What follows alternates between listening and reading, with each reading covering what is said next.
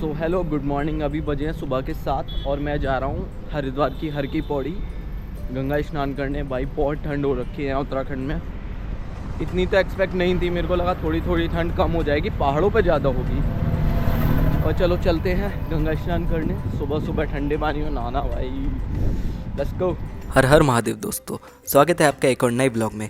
अभी सुबह के 7 बजे और मेरे चेहरे पे 12 बजे हुए थे, लेकिन मैं पहुंच चुका हूं हर की पौड़ी गंगा स्नान करने के लिए, क्योंकि अभी थोड़ी देर में मेरे को निकलना है ऋषिकेश के लिए। लेकिन ठंड इतनी हो रखी थी कि नहाने की बिल्कुल भी हिम्मत नहीं थी।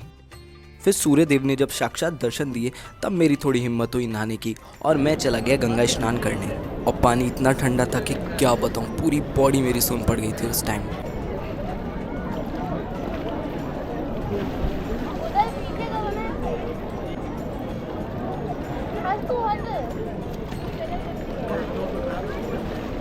खैर 2-3 डुबकी मार के चलो अब यहाँ से निकलने का भी वक्त हो चुका है। भाई ऐसी रोसी कांप के, इतना ठंडा ठंडा पानी था ना, पूरा पूरा बॉडी सुन पड़ गया था जब एकदम पानी में गोता लगाया। अब थोड़ी गर्मी सी वापस आई है।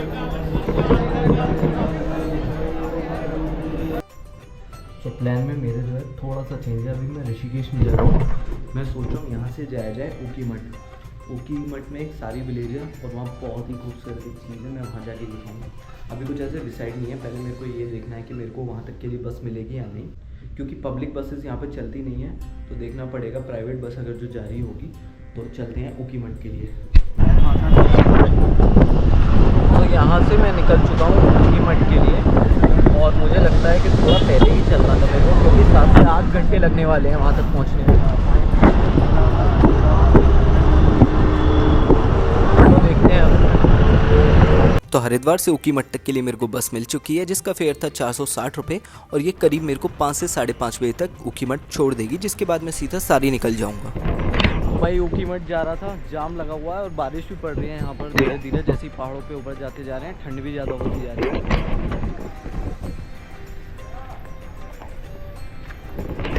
मौसम देखो बड़ा सुहाना हो रखा है, पर जाम देखो कितना लंबा है, बहुत लंबा है।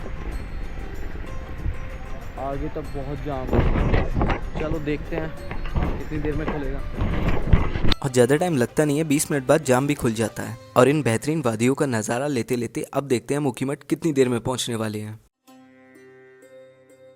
और उस दिन मेरे को समझ आया कि पहाड़ों के रास्तों का तो बिल्कुल भरोसा नहीं करना चाहिए, क्योंकि करीब 8 घंटे हो चुके थे और मैं अभी तक ऊखीमठ नहीं पहुंचा था। और बीच में बस एक जगह फंस गई थी, क्योंकि रास्ता बहुत पतला था और वहां से बस का निकलना बहुत ही ज़्यादा मुश्किल था, क्योंकि सामने से भी एक बड़ी गाड़ी आ चुकी थी।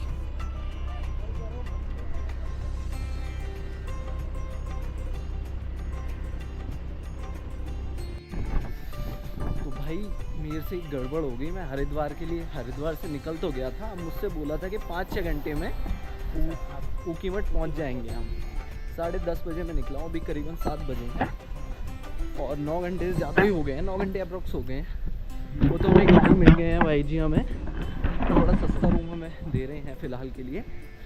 तो अभी ऊखीमठ ही रुकता हूँ मैं। कल सुबह मैं निकलूँगा, एक सारी गाँव है वहाँ के लिए। तो अभी चलते हैं रूम पे। अब वैसे तो ऊखीमठ रुकने का मेरा कोई भी प्लान नहीं था, बट बस काफ़ी लेट हो चुकी थी, तो आज मैं ऊखीमठ ही रुक रहा हूँ। और ऊखीमठ के बारे में भाई जी से मेरे को एक बड़ी ही इंटरेस्टिंग बात पता लगी। ऊखीमठ में है भोलेश्वर मंदिर। भोलेश्वर मंदिर में है बाबा शिव का मंदिर। और यहाँ से बोलते हैं कि जो सामने जो ठीक दिखाई दे रहा है ना आपका वो बमसू गाँव, तो वहाँ पड़ता है आपका बाणासुर मंदिर। वहाँ अभी भी है वो बाणासुर मंदिर। और वहाँ से बाणासुर और यहाँ से भगवान शिव ने युद्ध किया था। अच्छा, क्यों? क्योंकि जब भगवान श्री कृष्ण के वो पोते रहे होंगे, हाँ पोते ही थे वो, अनिरुद्ध। हाँ, तो उनका बाणासुर की बेटी थी कौन, उषा। हाँ, उषा उनका वो प्रेम विवाह था क्या उनका। तो उनको पता चला तो आपस में युद्ध हो गया था। लास्ट में विवाह यही हुआ उषा, ये ऊखीमठ में।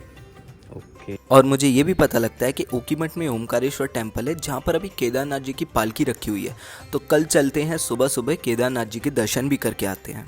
और जब मैं सुबह सुबह उठ के अपने होम स्टे की छत पे जाके देखता हूँ तो ये कमाल का व्यू देखने के लिए मेरे को मिलता है। And this is beautiful Ukhimath, Uttarakhand देवभूमि में बसा एक छोटा सा टाउन, जिसकी जितनी तारीफ की जाए उतनी ही कम है। और ये व्यू देख के बस मन में एक ही ख्याल आया था कि यहाँ के लोग यार कितने लकी हैं। जिन्हें हर रोज़ सुबह उठ के ये व्यू देखने के लिए मिलता होगा।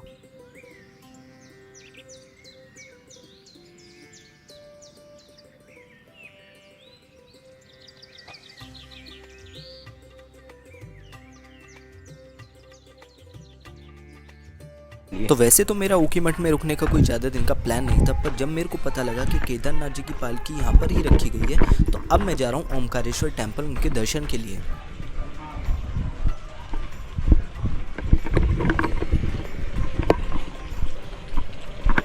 ओमकारेश्वर टेम्पल सीधा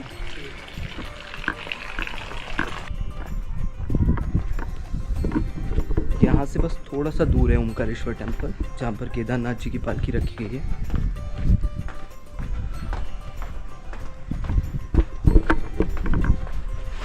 भाई बिल्कुल सीधी ऐसी ढलान है, ऊपर आते वक्त तो बहुत ऐसी होने वाली है। इतने दिनों से चल ही रहा हूँ पैदल पैदल।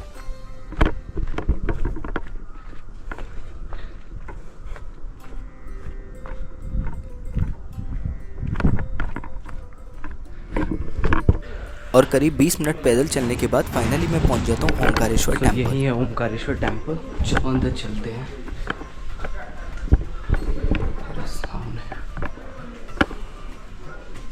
और ये है ऊखीमठ का बड़ा ही फेमस ओमकारेश्वर टेम्पल। और चलो मैं इसके बारे में आपको बड़ी ही इंटरेस्टिंग बात बताता हूँ। तो ऐसा माना जाता है कि इस जगह पर राजा मंदाता ने एक पैर पर खड़े होकर 12 साल तक शिव जी की तपस्या की थी, जिसके बाद भगवान शिव ने उन्हें ओम के रूप में दर्शन दिए थे, जिसकी वजह से इस मंदिर का नाम ओमकारेश्वर मंदिर भी रखा गया। अब ऊखीमठ का जो पुराना नाम था वो था उषा मठ, जो कि बाणासुर की बेटी उषा के नाम पे रखा गया था। तो उनका विवाह भी यहीं पे ही हुआ था भगवान कृष्ण के पोते अनिरुद्ध के साथ। तो भाई मैंने केदारनाथ जी के दर्शन कर लिए, अंदर ही रखी हुई थी उनकी पालकी जो है। और अब जो है शिवरात्रि के दिन डिसाइड हो जाएगा कि केदारनाथ जी ऊपर कब जाएंगे। तो केदारनाथ जी जो हैं वो ठंडों में नीचे आ जाते हैं, ठीक है। अब गर्मी जैसी होगी वो ऊपर चले जाएंगे, तो यहीं से ही पालकी निकलेगी और 2.5-3 दिन में यहीं के लोकल लोग लेके जाते हैं उनको अपने कंधे पे बिठा के केदारनाथ तक। तो जय बाबा केदारनाथ। खैर जब मैं यहाँ ऊखीमठ पहुँचा था तो इसके बारे में इतनी जानकारी नहीं थी और मेरा ऊखीमठ रुकने का भी ज़्यादा कुछ प्लान नहीं था। बट जब मुझे ऊखीमठ के बारे में पता लगा तो मैं यहाँ पर रुका और यहाँ के ओमकारेश्वर टेम्पल आया।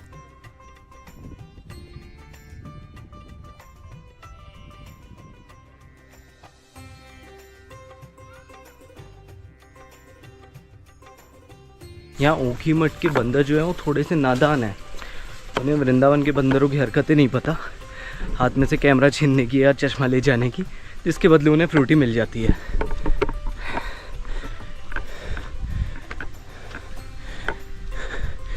यहाँ बेचारे अपने मतलब से मतलब रखते हैं ये लोग।